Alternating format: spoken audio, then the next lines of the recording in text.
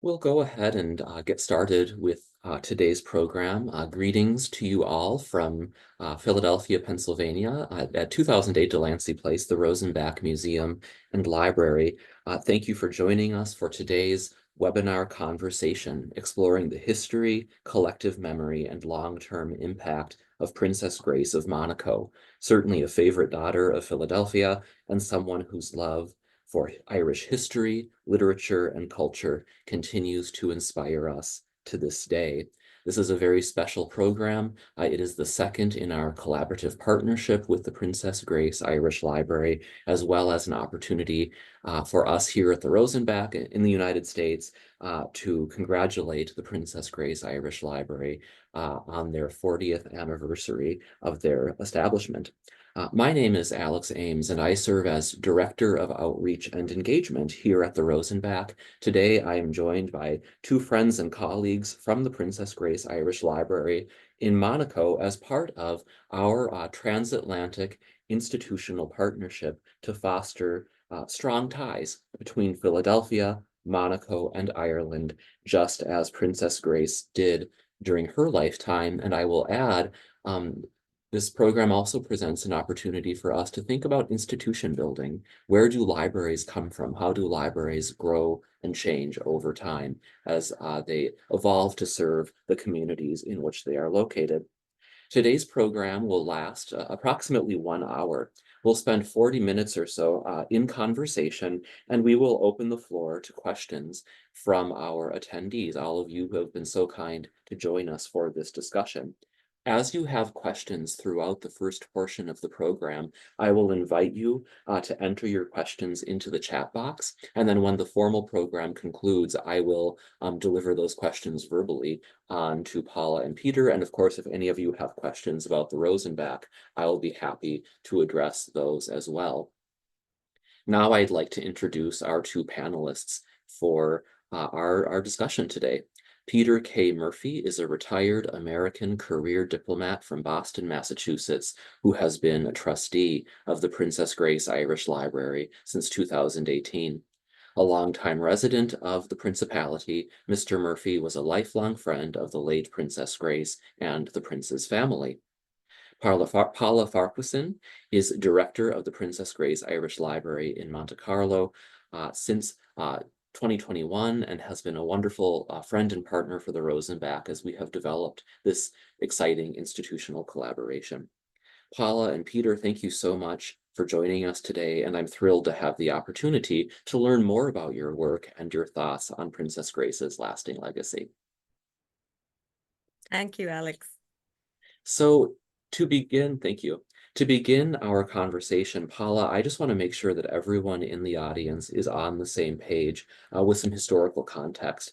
Can you give us a quick overview of who Princess Grace was and how she is remembered today in Monaco, in Ireland, and in the United States? What are some of the defining aspects of her legacy?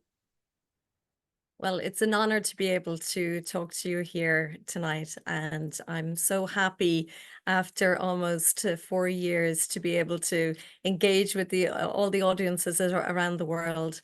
I've learned so much walking through the door here about Princess Grace. She was a beautiful, talented, intelligent, cultured person. And I'm sure all of our listeners know a lot about her. But what really struck everybody here in Monaco was her kindness. And I think her legacy is very much the foundation that she started herself, the Princess Grace Foundation, and all of the philanthropic work that she did.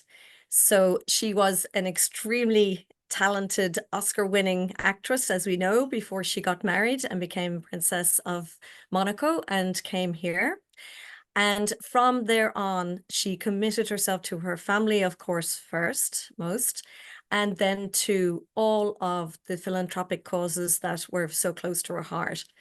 And we are very fortunate that the Princess Grace Irish Library comes under the umbrella, the cultural arm of her foundation that she started in 1964. So it is actually celebrating 60 years this year. And of course, as you said, the library here is celebrating 40 years. So Princess Grace, as you all know, was born in 1929 in Philadelphia. And the reason why she has her Irish roots is because it was her grandfather, John Henry Kelly, who was born in 1847. And many of you historians will know that that was bang smack in the middle of the Great Famine, the Great Hunger, as it's often referred to in Ireland. And of course, that was disastrous. And so many people died as a result of that, but many people made it through and emigrated as a result. So Princess Grace's grandfather, he decided to emigrate at only 20. And so he left County Mayo and the west coast of Ireland, which is a beautiful place. And the old ancestral home is still there, the ruins of it, and the land and the former home is owned by Prince Albert II of Monaco, which he purchased a few years ago. So it's a wonderful legacy, and I think it's quite poignant to see the ruins. It really is quite appropriate in terms of putting in context the difficult times that her grandfather left at that time. Now, of course, there are lots of Kellys still there in County Mayo. And if we fast forward to when Princess Grace visited Ireland for the first time, because it was very much part of her growing up, and I'm sure Peter will tell you much more about that. But being Irish American was so important to her and very close to her heart. So it was very much a wish of hers to go to Ireland. And the opportunity came up when her husband, Prince Rainier III, decided to undertake a state visit. So that occurred in 1961. And it's something that I learned when I joined the library here. I didn't realize that it was actually the very first head of state visit by any head of state to Ireland since the formation in 1922 of the Irish Free State.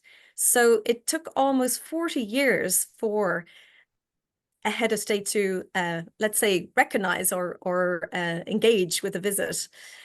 So that in itself is a legacy that she left, because that really put Ireland on the international map. And it was really important for Ireland, and it was very important for her. But the streets were lined. There are plenty of footage and the press cuttings showing the mobs. You probably wouldn't get that close to somebody of her stature nowadays, but she was so engaging with people, and everybody loved Princess Grace at the time. So it was a very emotional visit for her. It really met her expectations. And as a result of that visit, in the years that followed, she decided to find out more about her origins, her Irish origins. And of course, she was very cultured and very well read. She was an actress, so she read, for example, her uncle, her actor uncle, who was a Pulitzer Prize winner for his plays. And we have some copies here at the library. I'll add that. And so this was very important to her to understand more about Ireland and its history. And so she decided to acquire the collection of Count Gerard O'Gala Kelly. So no relative to Princess Grace. Sorry, I should say O'Kelly. And basically, this was a very cultured diplomat. He was engaged in Irish diplomatic works after the Second World War, and after the First World War. And in 1929, he was part of the Irish diplomatic mission in France. So he had a considerable collection, and she decided to purchase that. And that's what we have in the library here today. So in a comprehensive collection of his. And of course, then Princess Grace added to that over the years. And she also received many beautiful gifts. So the literature and the plays and the poems, etc., were all added to. One very special one that I love to see is a signed copy by President De Valera, so President of Ireland, during that first visit in 1961. And he wrote inside of the cover in Irish to Princess Grace and also to Prince Rainier. So very, very special. And then adding to that was a love of music. So Irish music was very important. And Princess Grace decided to acquire the collection of Michael O'Donnell, who was also a County Mayo man, who had followed really the same route as her grandfather from County Mayo to Philadelphia. And he was a very important man in the music industry in New York at the time and then in Philadelphia. So he had acquired an incredible collection of the old music scores, the music sheets. And so there are over 1,000 unique scores here at the library that have the most wonderful history of Ireland through the lyrics, through the beautiful covers of the music over the 100 years from the mid-1800s, around the time when her grandfather left Ireland to go to the States, to about 1970. And it really does trace the history of the Irish immigrants leaving and then the opportunities that they met in Ireland. So you have very tragic and sad lyrics, and you have political lyrics as well, because obviously Ireland was fighting for its freedom, etc. So if you want a very comprehensive and quick history of that period, it's a wonderful way to indulge in that. So in terms of her legacy here in Monaco, it is very much always on show because, as I said, her foundation is a very big part of the everyday of Monaco. And similarly in America, because the Princess Grace Foundation USA was created afterwards. So very good works are done. And a major part of that is because Princess Grace was very conscious that she had such an advantage to have the means and the financing to be able to pursue her studies in drama, to become an actress. So she was very conscious that others were not as fortunate. So there are bursaries that allow young actors, musicians, etc., to receive a bursary, and they then have all of their expenses paid for, and they get the best training here in Monaco. So I've been very fortunate to attend some of those performances that they do around Christmas time and other times in the year. And it's just wonderful to see the young generation still benefiting from her legacy to this day. So Ireland, legacy in Ireland, it continues. And I got a peek into that actually just recently. I was in Dublin over the summer, and I went to EPIC, which is the Immigration Museum. And it's very much a digital museum. And it was so wonderful to see a giant poster of Princess Grace among those very important figures, those pioneering people in their field, etc., and the impact that she made. So it's very much still in the thoughts of Irish people in Ireland. And for example, I've been in touch with a museum that had, up until recently, one of the suits that she wore, a green, beautiful suit that she wore to Ireland during that 1961 visit. And there are plenty more of those items to see there. So I hope that gives you a broad overall Absolutely. Thank you so much, Paula. It's really helpful to have that context and to learn a little bit more about how the library's collection has been built over time. Peter, moving on to you, tell us a little bit about your connection to Princess Grace, how it began, and help us understand why a library was a fitting monument to her memory. Where did the idea of establishing the library as a public institution come from, and how did the library take form as an institution? Well, Alex, thank you so much for having me today on this program, and I greet all the listeners, and I hope that they have many questions at the end of the program. As you've noted that I'm a retired American career diplomat from Boston. I'm of Irish origin, but naturally the name Murphy, and my grandparents were born in Ireland on my father's side and in France on my mother. And I spent 32 years in the American Diplomatic Service. And I joined the service with the assistance and the advice of another Irish American named John Kennedy, who at that time happened to be my senator from Massachusetts. Um, and I enjoyed the career tremendously. And as a diplomat, you certainly understand that you have the unique opportunity of meeting all sorts of people. I was very fortunate to meet and become good friends with the late Princess Grace and her husband, Prince Rainier, when I was posted as American consul in Nice and duly accredited to the Principality of Monaco. And I've been living for the past 32 years, no, and I'm sorry, 28 years in Monaco since my retirement from the diplomatic service. And this is because of family reasons. My wife is French and so forth. We have many relatives in the area.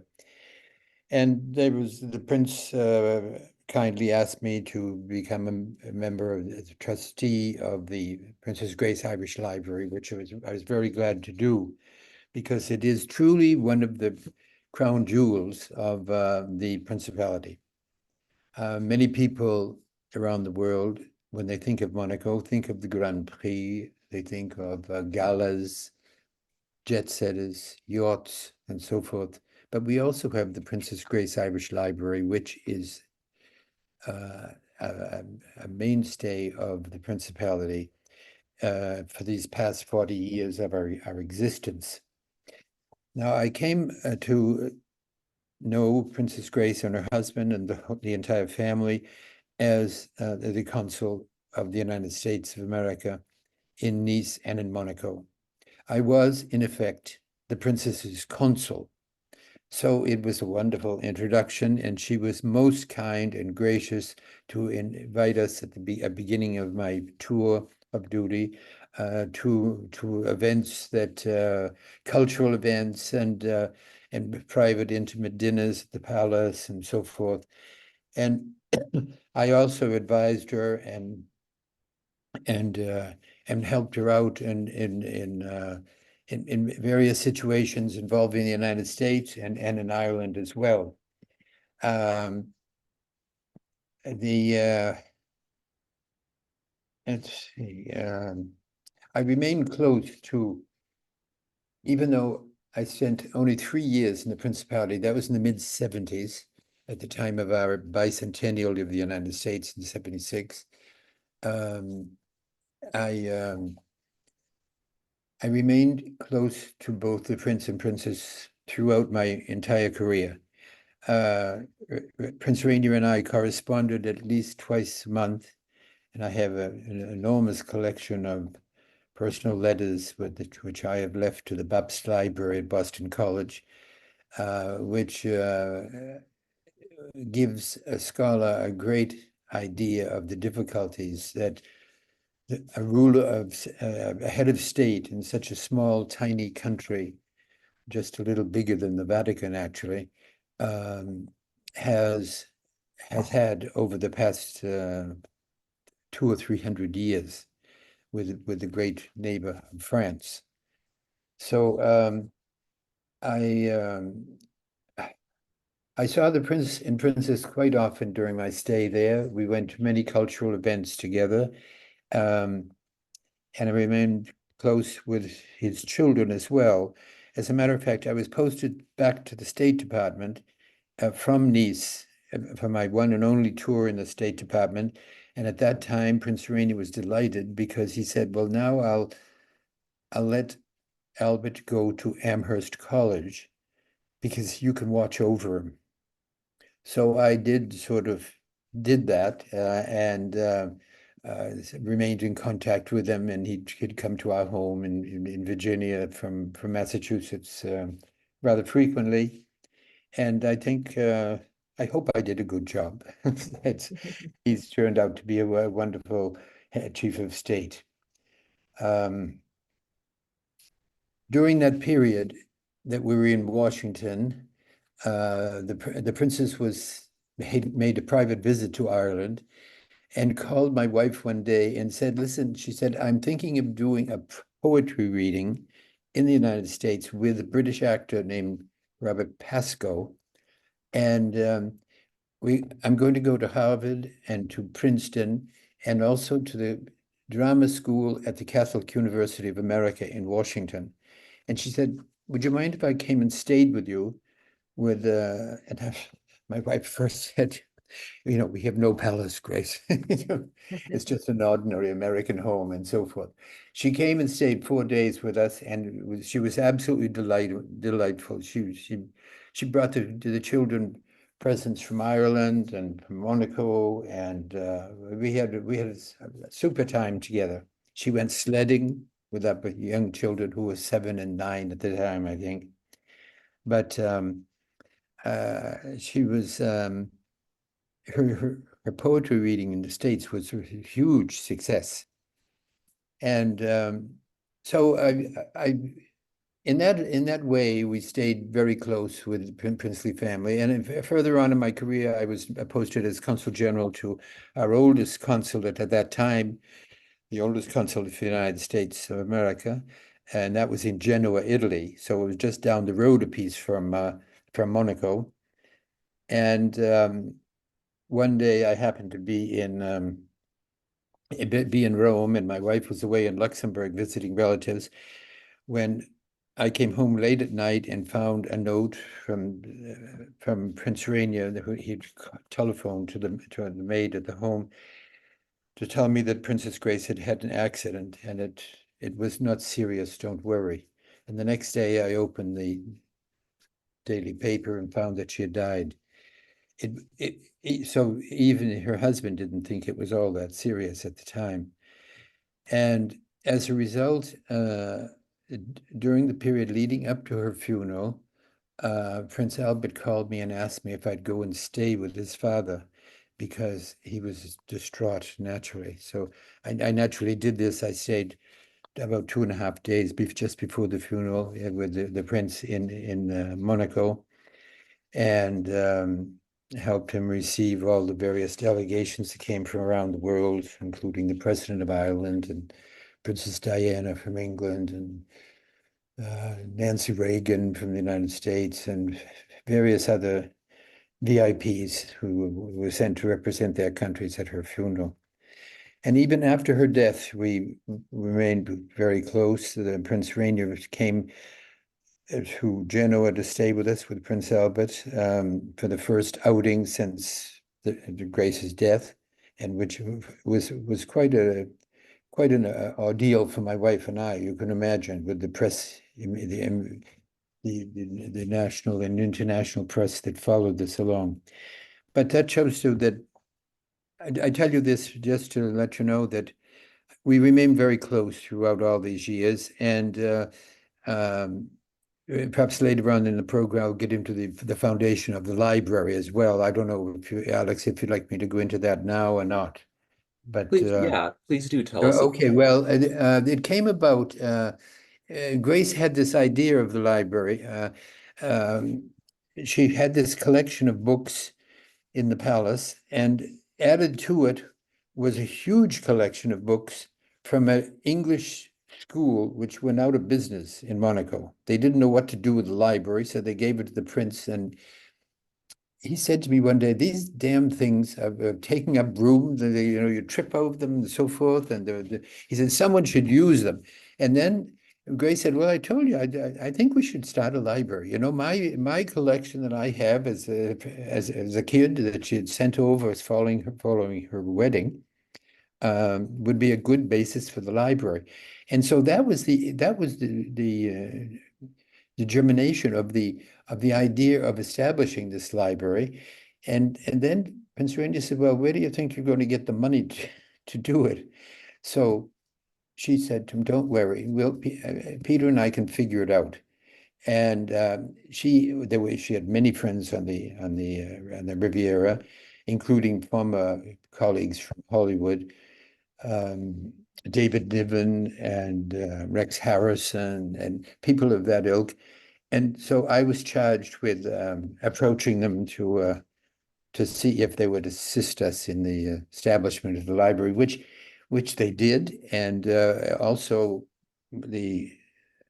some people from Ireland as well. I remember, I've forgotten the names, but the then president of John Jameson Whiskey I think that was in Northern Ireland, and then the president of Waterford Glass. They all made contributions, and so we had this money, and we bought this townhouse, and that is the present day Princess Grace Irish Library. And so she really wanted to leave her collection, which she really loved the collection. Each book I remember her telling me how she got some of the books from her Uncle George, who was the actor, as Paula mentioned. And I think she has a lot of her love of the theater and literature and so forth grew from her knowledge that she gained from these books and from her conversations with her uncle, he was a favorite uncle of hers, and had, of course had experience in the theater and so forth. So that's the basic of the origins of the library, you know, and I must say that in the 40 years that it's existed, we've had very many well-known speakers, both American, Irish, some French, and so forth, come forth and delight our audiences. We don't have a very big auditorium. We only hold about 45 people, and so if we have someone very well known, we have to turn people away. So, but people come not just from the Principality, you know, which is a very small area. They come from Nice and Cannes, and once in a while from Paris, if we have an exceptional program. So that gives you a bit of the background. And this picture you see here is the opening of the library, and with Prince Rainier and Princess Caroline reading a few words. And on the left, you see Princess Antoinette, Rainier's sister, and then Prince Albert to the left. And on the right in green, you see Virginia Gallico, the widow of Paul Gallico, the author, and she was a lady in waiting to Princess Grace. Amazing. I have an image in my mind of you're knocking on Rex Harrison's door to ask for some help in starting a library. It's a wonderful Well, he was I knew him quite well. He was a neighbor of ours. My residence at the time as consul was in Villefranche-sur-Mer, and he lived on Saint-Jean-Cap-Ferrat, which is right next door. So we saw each other often, and also David Niven. I'd go swimming in the Villefranche Bay with him often too. He was really a character. Wow, amazing. Well, and I find it so fascinating to hear more about Princess Grace's development as a collector, and a bibliophile and a book lover. The story that you are telling, while so unique, in terms of the diplomatic consequences and the nature of the collection, certainly rings familiar here at the Rosenbach, where we are well acquainted with the stories of collectors whom Dr. Rosenbach helped to build their own collections. That's very interesting context. And of course, a natural follow-up question is, I would love to ask both of you, what are some of your favorite objects held in the collection of the Princess Grace Irish Library today? Well, I have one of my favorite items, and it's very difficult to choose, I have to say. But during that 1961 visit to Ireland, Princess Grace was presented with this absolutely beautiful, intricately designed with the Celtic design here, and the harp, of course, being the emblem of Ireland. And it's in, I'm not sure if you can see it, but the beautiful green Connemara. There we go. That's the better picture for you. And that was handmade, of course, in County Mayo and Galway for her. And that was presented to her by one of the Kelly family during that 1961 visit. So you can see a well-dressed man, John Kelly. Ultimately, he was a farmer, actually, and he's best known for those 2 minutes when he presented to the princess this beautiful coffret that she treasured. And we have a lovely photo of Princess Grace in the library here as a bit of a shine, but you'll have to come along to the library to see all of these beautiful treasures. So it's not just books and music. It is also some of very personal items belonging to Princess Grace. And some of those pieces are on loan actually at the Kelly House. And I know you've done an event there recently. So we're very fortunate to have very special pieces. And as I said, difficult to choose one. Peter, what's your choice? Well, my choice, as we discussed before, was our limited edition of Ulysses, James Joyce Ulysses. And that's one of our pride and joys. And we've lent it to, was it to the Irish Embassy in Paris recently for Indeed, display? yes. And, The Centre Culturel Irlandais, so the Irish Cultural Centre in the Paris, right by the embassy. And right. they And then in the background, you can see a picture of Prince Albert holding a copy of this book. There we are. yeah, very, very special. I think that's one of our great treasures. But we also have a lot of paintings too that have been left to the library and so forth. And we had a collection of glass and so forth that. Indeed, there's a beautiful Jack Yeats painting, brother of W.B. Yeats. And of course, the difficult to state which of the brothers was the more talented or the more creative. So we have a wonderful painting called The Bar. It's a bar lady. And basically that was very much one of the themes in Yeats' paintings, because it was, as I say to people who come to visit here, Ireland, of course, we enjoy a beer, but the whole point of the pub and the bar is to gather people. And especially in agricultural communities, the farms and the people live so far away from each other. So this is the place where they gather and they exchange information and they catch up on the news, and they have plenty of cups of tea and have their lunch. Soup and brown bread is a favorite. And so Yeats really used those themes in his paintings. So we're very fortunate to have a painting that was donated by the Consul General, Dr. Michael Smurfett, who has been the in his role, diplomatic role, for almost 50 years here in Monaco. So we've been very fortunate to have a couple of donations from him.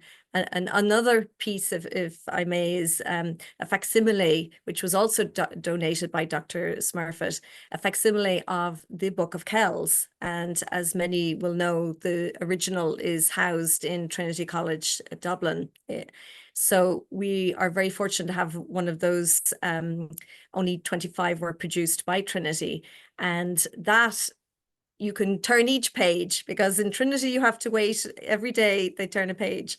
So it's been a wonderful educational tool actually for the talks that we've had with students from the local secondary school here. And we've had professor from Trinity, Dr. Moss, came and explained to the young students a favorite point that she made was that she looked at all the 16 and 17-year-olds in the audience and said, you know what, if you think your homework is difficult and bad, think of those poor monks who they have discovered would have been around your age. And that was their job, to meticulously copy out the 4 Gospels and to illustrate it with the various different designs in the Book of Kells that it's so well known for. So she got their attention. I think they went away feeling a lot more okay with their current homework. And as Peter mentioned, we usually have the lecturers who will do a lecture or a talk or an illustration to our audiences here.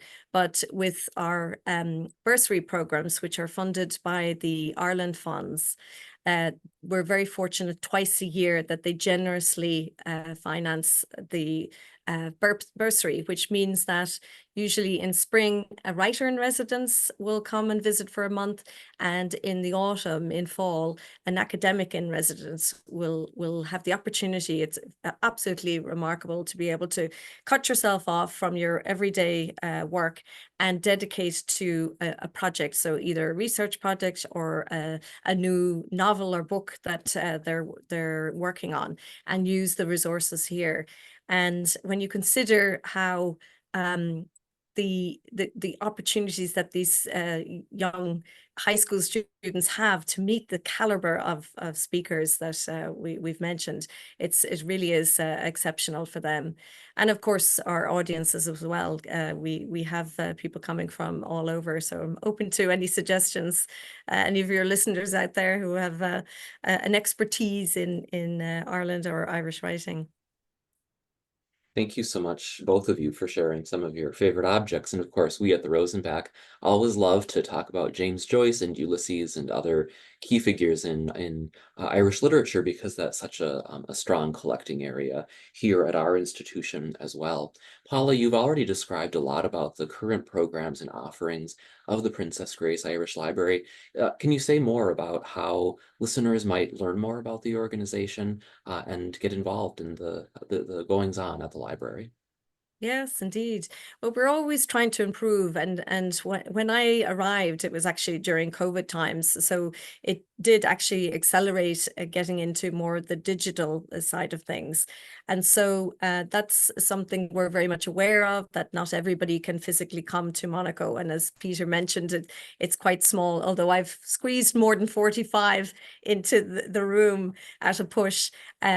But it is something that we are trying to do more podcasts, whether that is helping out an author or to promote a lecture that we have coming up soon, or even just a very quick snippet of an up and coming author or a book that's just come out or whatever. So keep an eye on our YouTube channel, and I'll always put that in our newsletters.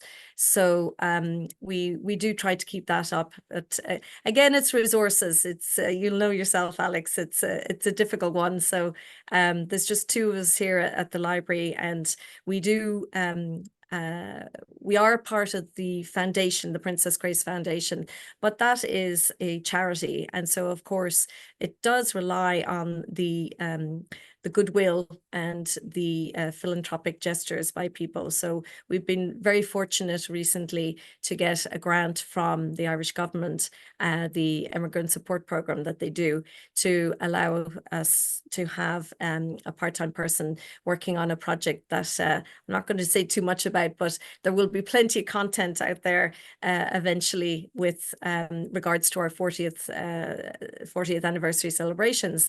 And that has allowed us to create more digital content in terms of the music, and it has allowed us to have a great collaboration not only with the Academy Conservatoire, the Music Conservatoire here in Monaco, but also a collaboration with the Technological University Dublin, TU Dublin as it's known, and thanks to Dr. Helen Lawler, who's been very key in helping that collaboration come to fruition and to organize music from Princess Grace's personal collection to be performed. So it's been a great educational program for this past academic year. So watch this space towards the end of the year. We will be bringing more of that. And of course, as part of that project that I'm referring to, I've had the opportunity to really engage with people who knew Princess Grace or was involved in work that she did, etc. As Peter said, unfortunately, I didn't meet her, but I've so honored to be working and continuing her legacy. I'm the latest cog in a wonderful wheel of the library, and it's just been fascinating to speak and get testimonials from people and hear about their experiences with Princess Grace. And it's a constant thread, her kindness and her intelligence. And I think that is very much evident when you step into the library here. There's just an ambiance of culture, and we're here to help people. We're here to help young people in our children's area. So we're constantly trying to update the collection of books there.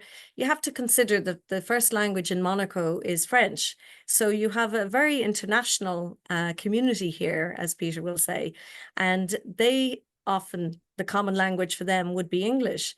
So we are the only institution under the Princess family. We are so lucky to be able to bring an English language cultural program and English language books, mainly about Ireland, of course, but we've so many, we're well known for our authors.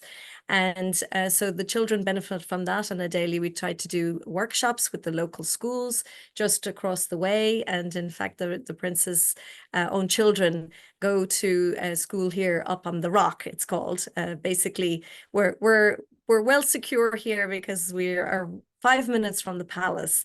And so if any of your listeners come to visit, they'll see it's a very nice small community. It's a fortress. And as Peter said, a real cultural gem. And I meet so many people coming from all over the world. It's not just Irish people, Irish American, it's all over the world, Australia, China. And it's just very heartwarming that we continue to speak about Princess Grace, and we've a huge collection of books about her. And it's just lovely to find out more about Monaco itself through the various different books. I love this image of Princess Grace, and I just found out that the Kelly coat of arms actually has been installed in the last year at the palace, and that's a real tribute to her Irish origins at the Prince's Palace. So it's indicative of his attachment to Ireland, and we're very fortunate that he's come to visit mainly for St. Patrick's Day. So he really enjoys to see the talent of the young students here in the conservatory in his principality. So you can watch the space for our various different events, and we do try to record things afterwards so that people around the world can enjoy those as well. Thank you so much, Paula. It's really fascinating to hear more about everything that you have happening at the library. It's an impressive portfolio of programs, and I can't wait to see the other and hear the other anniversary celebrations as they come live. Now, I have one more question to ask myself, and I see we have a lot of great questions coming in through the chat and Q&A, so I will invite those in the audience. Please continue sending your questions. We will get to as many as we can today. And of course, we will make sure that contact information for the Princess Grace Irish Library and the Rosenbach are shared with all of you following today's program, so that you can continue to follow up on your own and make use of the resources we have available. So my final question for today's program is for Peter. You are a Bostonian living in Monte Carlo, as we discussed earlier. Help us understand from your perspective what Princess Grace's Irish American heritage meant to Monaco, and specifically, how her roots here in Philadelphia shaped her work and her view on life. What lessons should we draw from the memory of Princess Grace? I think it's a very good question, and I think that people listening to us should understand that Grace was first and foremost an American. She was not Irish, and she was not Monegasque. When she first came to the Principality as a young married woman, she spoke very, very little French, but she was very determined, and she took her French lessons very seriously. And as all Americans, and most of us anyway, my children not, since they were educated in French, we all have accents in French, as did Grace. But she was very serious about that. And also, I should point out that she was every time someone mentioned, "Oh, you're Irish American," and she said, "I'm also German American. My mother is German," and she was proud of that. But it was never really underlined. The Kelly name was overpowering. But in any event, her presence in Monaco brought a new life to the Principality. She came with not just herself, but her friends that followed her. She had visitors all the time from Hollywood, from Philadelphia, from New York and Boston and so forth, who came and to see what was going on and what. At that time, when I was consul in the Principality, we had, and this was about 6 years after her marriage, 3,200 American residents. And that's enormous out of a population that didn't even reach 20,000 at the time. And to give you an example, in today's American population in the Principality is 304, and they're mostly all retired.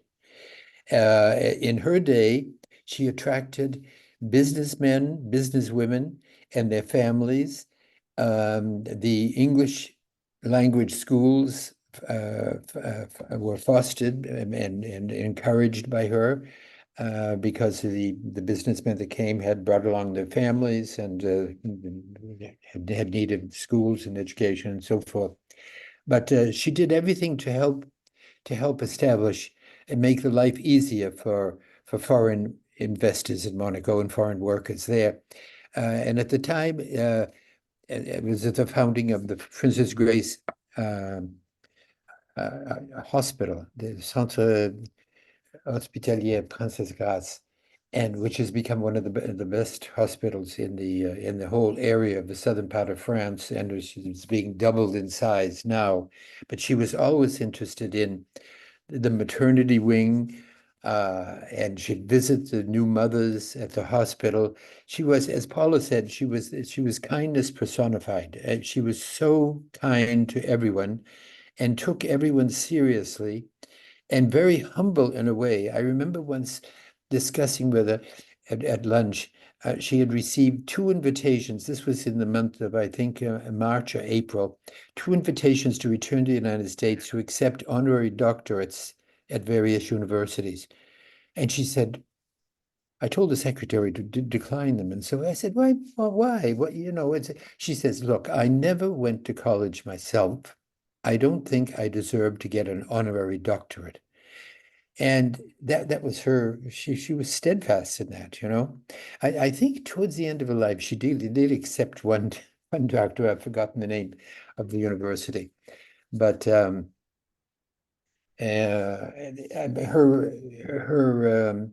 support of everything American artists, the musicians, ballet dancing, and so forth. She supported all of that, and she was always so. Whenever there'd be a performance of an American violinist or a ballet dancer and so forth, she'd always invite my wife and myself. That you have to come to hear them. They're really great. We have to support them. She was really very, very very kind in lending her support, her influence to these young people. And also at the same time, she had this great love of Ireland. I remember the first dinner my wife and I hosted for her, and it's quite a feat for a young diplomat to host a dinner for a chief of state. My wife worried about it for about 3 weeks before. I said, who will we have them with? Well, we settled on the Irish consul general not from the Principality, but in the Alpes-Maritimes, the southern part of France, a fellow by the name of Pierre Joannon, who's recently retired after 50 years as honorary Irish consul there. And he and his wife first met the Prince and Princess at our home, and they became very close. Pierre, who had studied in Ireland and was an attorney, helped on many occasions helped to smooth the trips that Grace made to Ireland. And so, her American background always stood in the forefront. She was very proud to be an American, and whenever I'd have a 4th of July celebration or something, she was always there. She was always present. I could always count on her, And we often had very famous American visitors in the Principality. I remember Henry Kissinger and his wife came. Henry Kissinger was made Honorary Man of the Year by the Variety Club, which is a club of comprised of English and actors and actresses. And the president of at that time was Prince Philip. So this is just a little anecdote about this visit.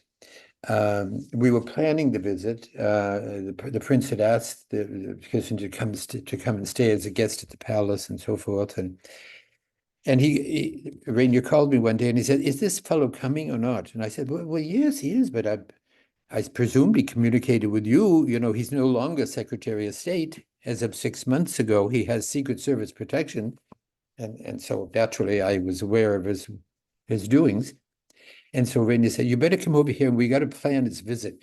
So I went to lunch at the palace and we said, well, we'll bring him to a soccer game. He likes soccer, and we'll bring him to the gala dinner for the Variety Club. And at the end of the lunch, Grace said to me, "Oh, do me a favor. Next Tuesday, when you meet Dr. Kissinger and his wife at the airport in Nice, could you explain to them that I won't be at the gala on Friday night?" And I said, "You're not?" I couldn't believe it. I said, "You're not going to be there," because already the guests in the palace were Prince Philip, Lord Mountbatten, and Prince Charles, now King Charles. And I said, "But where are you going?" She said, "Look, Peter, I can't be out till 3 o'clock in the morning at a formal dinner and be in Paris for a mass at 8 o'clock in the morning when Stephanie receives her first communion." So I sort of gulped. Then I said to me, "My God, she really has her priorities straight. She didn't want the daughter to go through the mass and the first communion without her presence."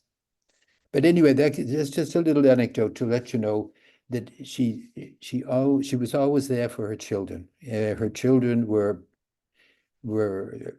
most important to her, and their education and their upbringing and so forth. Yeah. She was so So giving of her time.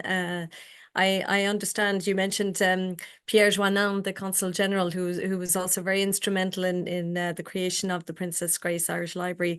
And he organized, before the library was created in 1984, he organized the first symposium here. And like Peter was saying, she was so giving of her time. She attended the full day of lectures and discussions and panels, and stayed for the gala dinner.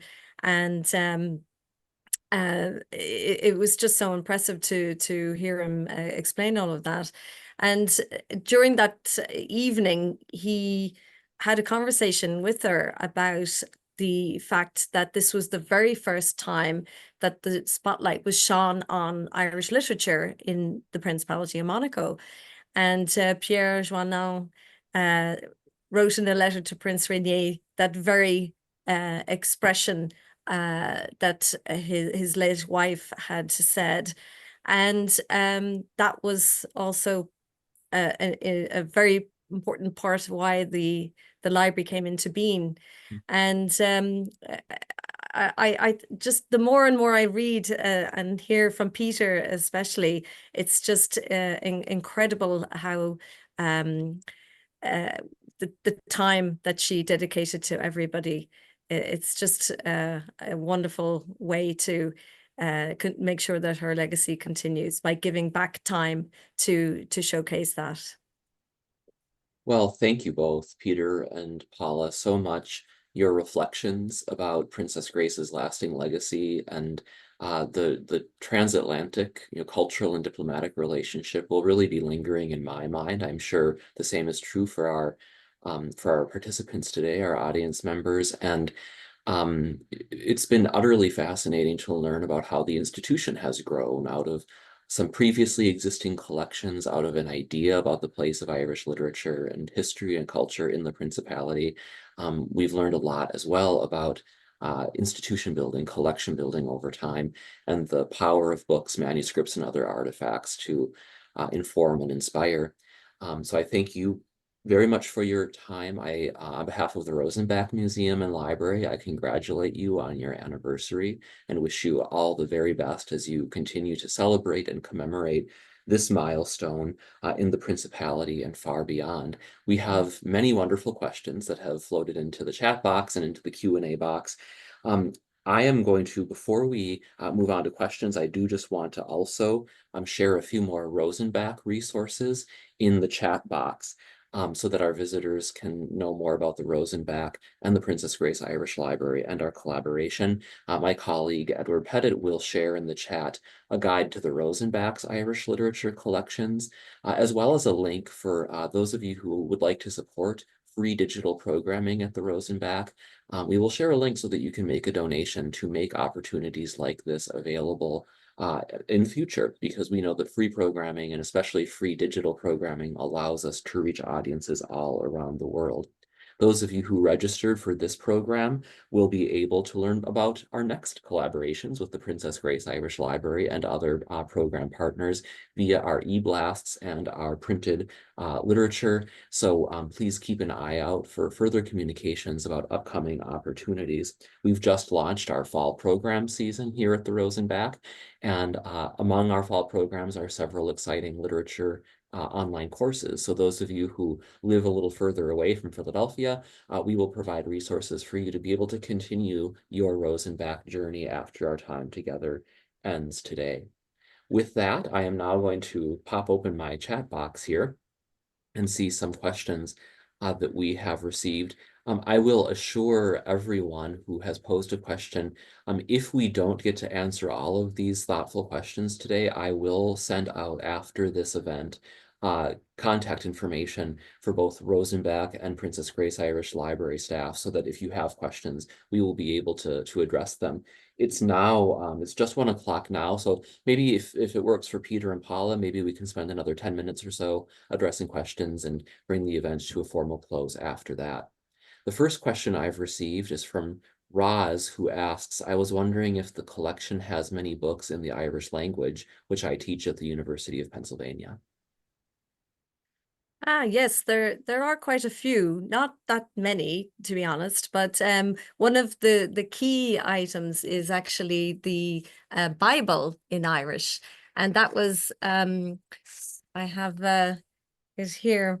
It was donated in the year that the library opened in 1984, and it was presented to the Princess Grace Irish Library on behalf of the Irish American Cultural Institute by Dr. Owen McKiernan, president of the Institute. So that is definitely one that would be worth taking a look at. And certainly everybody who would wish to see the books here, we don't have them digitized at the moment, and that's something on our to-do list, our wish list, as we get those resources. But you're welcome to consult any of those books that are in the collection, apart from the Princess Grace personal collection, which we reserve for academics. So we Great. can start with the Bible first, and many other key authors. Yes, we do have an online catalog, so you can tap in on our homepage the title of a book if you wish to see if we have it, and you can contact me separately if we can help you in any way. Super, thank you. Our next question is from Megan, who I suspect might have some Irish travel plans in her near future. She says, for those of us who may have Dublin travels in the future, are there any specific places that the panel might recommend in relation to the Princess Grace Library, the heritage of Princess Grace and her family in Ireland? Where, Paula and Peter, would you recommend a visitor with this interest go during a trip to Dublin and Ireland? Well, I certainly... You go first, Paula. Sure. I had mentioned earlier Epic, which gives a very good overview of history and immigrants, etc. And Princess Grace is included in that. And certainly you can follow in their footsteps. There's not necessarily anything in County Mayo. There's no museum dedicated to Princess Grace. However, last year, a beautiful sculpture was unveiled by Prince Albert, her son. And that was just around St. Patrick's Day. So there now is a tangible memory of the importance of that region to his family and to Princess Grace. I think, Paula, we should also mention Trinity College and the great room at Trinity College, because recently Prince Albert made a sizable donation to the university to refurbish the great room where these treasures are held. You're absolutely right, Peter. Thank you for reminding me. And that was in 2021. So Trinity College Dublin is obviously the #1 university in Ireland, and they are undergoing a restoration program. And the Long Room, as it's called, this beautiful old room containing thousands of manuscripts, obviously needed a huge amount of funding. And as Peter said, Prince Albert made a major financial donation to that project.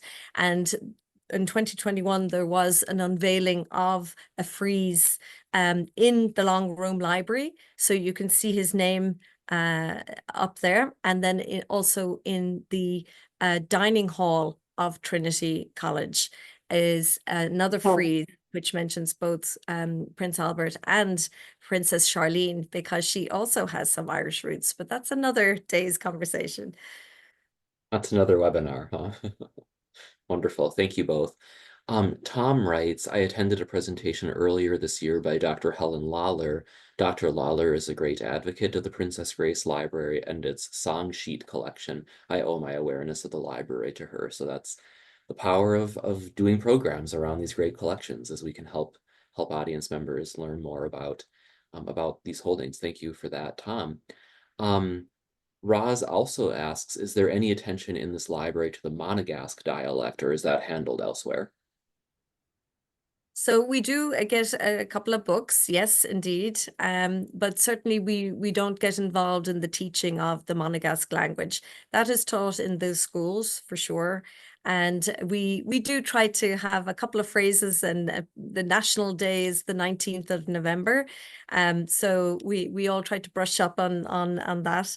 I'm not Monegasque. I don't I've never learned it, but it's Peter will know better than me, but be quite close to Italian, and the Monaco students are very proud to learn it. Yeah, I think you can compare it to the Italian dialect in Genoa. It's because if you speak the Italian dialect spoken in Genoa by the elderly people, you can understand Monegasque. In a way, it's rather like Latin, because everything is declined. You know, every noun has a gender and so forth. It's rather complicated. Really interesting. Thank you. Jim asks an interesting question. Due to Princess Grace's heritage, did she eventually acquire Irish citizenship? That's a good question. Peter, do you know? No, she didn't. She had monegasque citizenship and American. Sure. Thank you. Okay, Marion writes, hello from Saint-Gérard-le-Puy, France. Would any of you know how the first edition of Ulysses was acquired by the Princess Grace Irish Library? So, in fact, that came from the palace. So it's a question that they know. I'm not sure how they acquired it, if it was purchased by them or whether it was gifted. But it was originally a collector, and it was part of his collection, and it came to the library a year after the opening in 1984, but it came directly from the palace. And just to mention the first, because I saw one of the questions pop up, the very first out of 1,000 of those original copies published in 1922 is in the Museum of Literature Ireland on Stephen's Green in Dublin, and that's another wonderful place to go visit.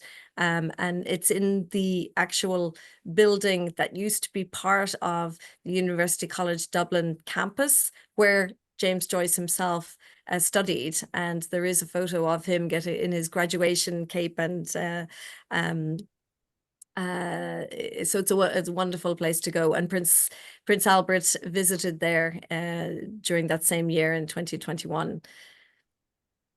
Fascinating. And I, of course, will have to plug, if anyone wants to come and actually touch with your own hands the manuscript of James Joyce's Ulysses. We at the Rosenbach offer a series of wonderful hands-on tour programs, behind the bookcase tour programs, where you can do just that, and you will always find a page of the manuscript of Ulysses on display in our new exhibition, Treasures from the Rosenbach's Collection, Literature of Great Britain and Ireland. So we will really look forward to welcoming you on site to explore that. I want to share one comment from Luca Moretti, which came in through the question and answer. This is not a question, but just a comment on today's presentation. Good evening. The photo you showed earlier with Princess Caroline and Prince Rainier III moved me a lot. Princess Grace was and will remain unique. No one will ever be able to replace her again. Prince Albert II is striking in how temperamentally he resembles Princess Grace. Your webinar is extraordinary. I have to go catch a plane. I greet you all with a big heart. And I so appreciate those warm words. And it's truly exciting for us to be able to create this transatlantic community around collections, around memories of people who can inspire us to this day, and surely for many generations to come. For those of you who have enjoyed today's conversation, please know that once we upload this webinar onto the Rosenbach's YouTube account, I will share the link to the recorded program and to other opportunities to continue your exploration of both the Rosenbach's programming and collection and the programs and collections of the Princess Grace Irish Library. Again, thank you to Paula and Peter for joining us today. Thank you to the Princess Grace Irish Library for the opportunity to forge a transatlantic partnership. I also want to thank my valued colleague, Edward G. Pettit, who has been managing the webinar. And most importantly, thanks to all of you in the audience for joining us for today's conversation. We look forward to seeing you again very soon. Thank you, everyone. Thank you so much, Alex.